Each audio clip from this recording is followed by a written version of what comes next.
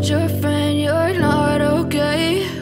And tell me what's wrong and why you never said you felt that way. And guess you're trying to stay strong and fake a smile until I look away.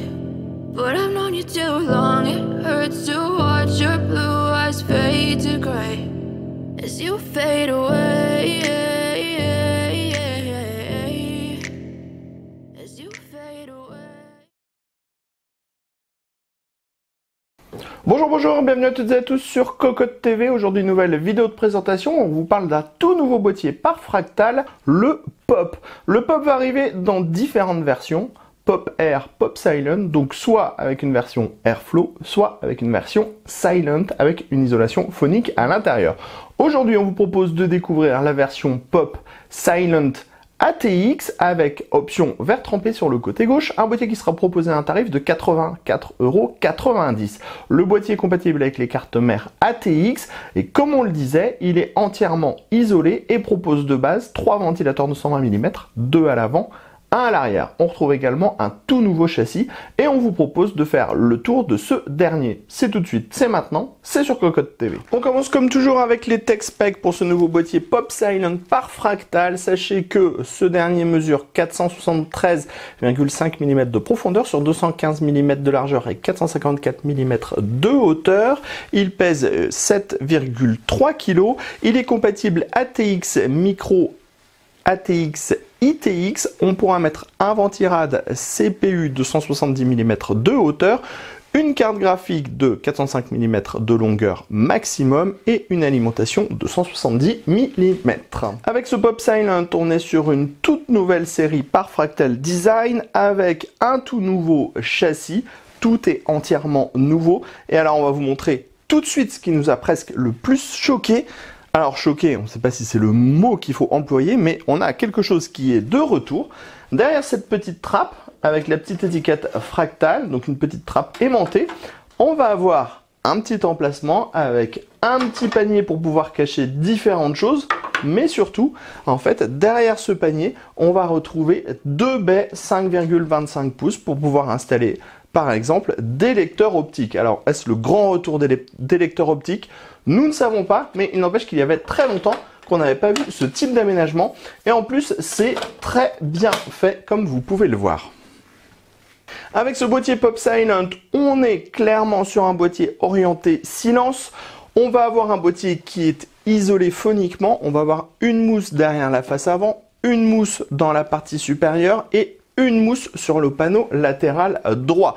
La face avant, elle est en plastique, même matière qu'ici. On est vraiment sur les mêmes noirs sur l'ensemble du boîtier, donc c'est très harmonieux. Ici, on l'a vu, on a les deux baies 5,25 pouces, mais sachez que cette face avant, on peut la démonter. Il suffit de l'attraper comme ceci. Alors, hop.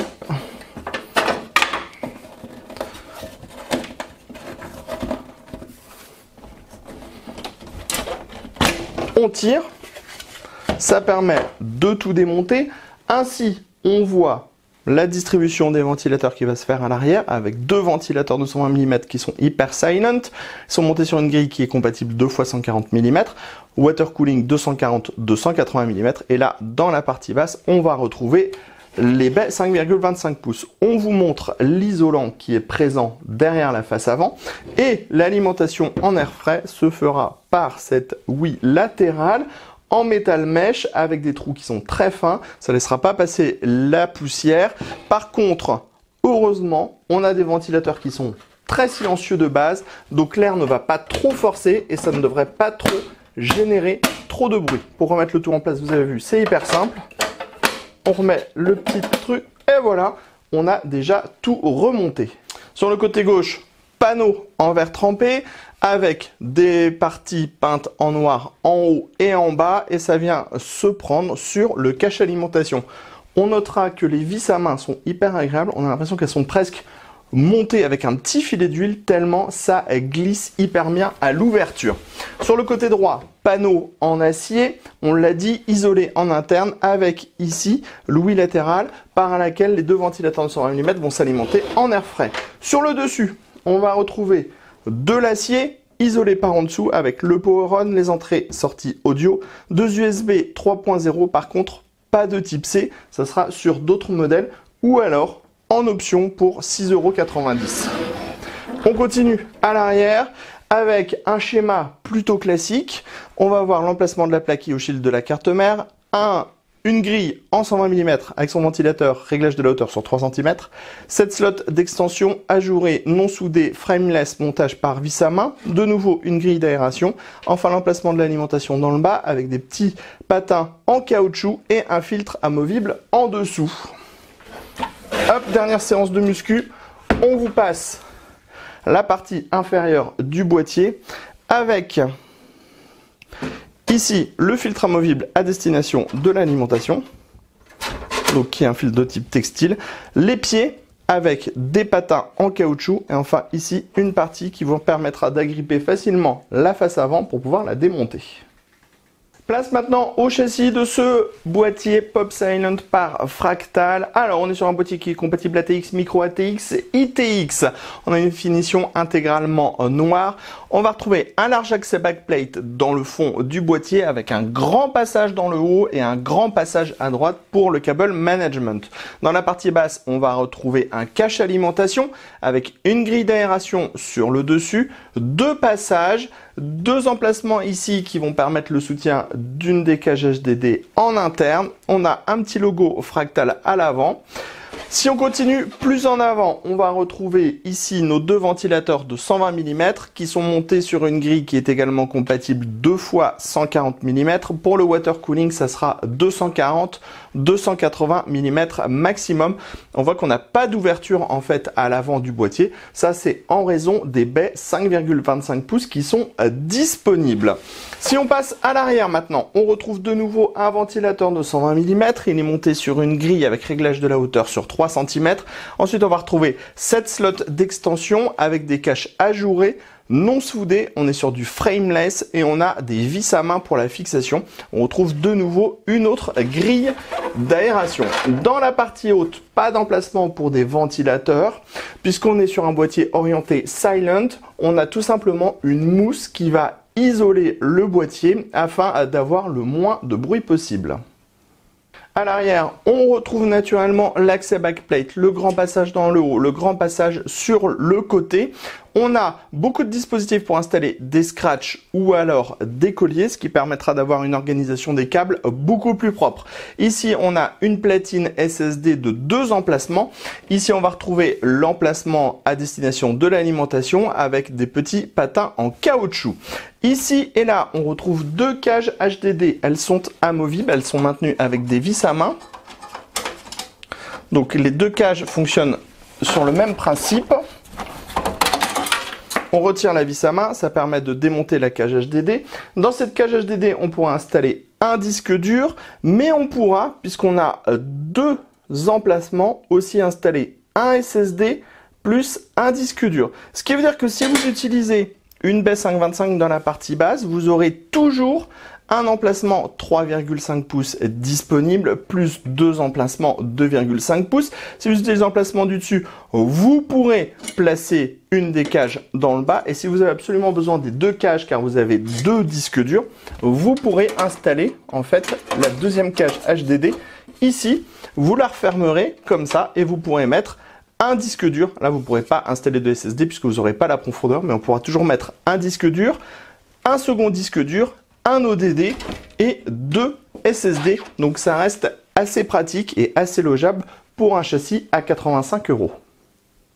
On passe maintenant à l'intérieur du boîtier avec la configuration montée dans ce dernier. Vous le voyez, on le disait tout à l'heure, pas de chichi avec ce châssis. On est sur quelque chose de très simple mais de très efficace. Un grand passage dans le haut, un grand passage sur le côté droit, un cache alimentation avec des petits passages pour les différents câbles et le tour est joué et ça fait très bien le travail. On a un montage qui est hyper simple, hyper sobre, hyper facile à réaliser et on n'a pas pour autant 3 tonnes de câbles qui semblent traîner ici et là.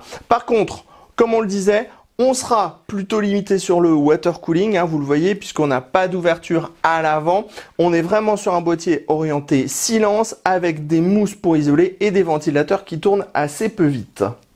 À l'arrière du plateau de la carte mère, le montage est tout aussi propre que de l'autre côté. Tout d'abord parce qu'on a cette partie-là avec des scratchs qui va permettre de regrouper les câbles. Et même si la porte est isolée en interne, on peut faire des gros paquets de câbles et ça passe sans problème. On pourra démonter les deux cages HDD si on n'en a pas besoin ou si on utilise de l'ODD. Et on pourra reporter les cages HDD à ces endroits si on le désire. De toute façon, on aura quand même toujours deux braquettes ici pour installer deux SSD. Mais comme vous le voyez, le montage est vraiment très propre. On termine ce tour complet de ce boîtier Pop Silent par Fractal avec le boîtier allumé et la configuration en route à l'intérieur de ce dernier. Comme on est sur un boîtier qui est de type silencieux, sans aucun RGB, il n'y a pas grand chose à découvrir une fois que la machine est allumée. On va juste avoir en fait une petite diode blanche qui va s'allumer ici, qui est très simple et qui vous dira que votre boîtier est bien en route si vous n'avez pas de RGB à l'intérieur du boîtier, car ce ne sont pas les ventilateurs qui vous renseigneront beaucoup, car en 5 volts, on est à 31,6 dB, c'est ultra silencieux, donc clairement on n'entend pas du tout les ventilateurs et en plus le bruit des composants est bien confiné à l'intérieur du boîtier grâce à toutes les mousses qu'on va trouver pour isoler le boîtier. Et en 12 volts, on va passer à une valeur qui n'est pas trop élevée, on est à 36,8 dB, ce qui veut dire que là aussi vous pourrez laisser les ventilateurs en 12 volts. Ça fera un bruit qui sera vraiment très raisonnable et c'est une très bonne chose car Fractal a fait le choix de ventilateurs qui tournent assez peu vite pour éviter que l'air ne force trop ici sur le côté parce qu'on a un mesh avec des petits trous et si on met des gros ventilateurs qu'on veut du gros débit, et ben ça fait tout simplement du gros bruit. Donc on est vraiment sur une orientation silent pour ce boîtier. Allez, sur ce, rendez-vous très prochainement sur cocodeland.com pour le test complet de ce boîtier par Fractal Design et on se donne rendez-vous également sur notre chaîne Cocotte TV pour toutes nos prochaines vidéos. On vous dit à très bientôt.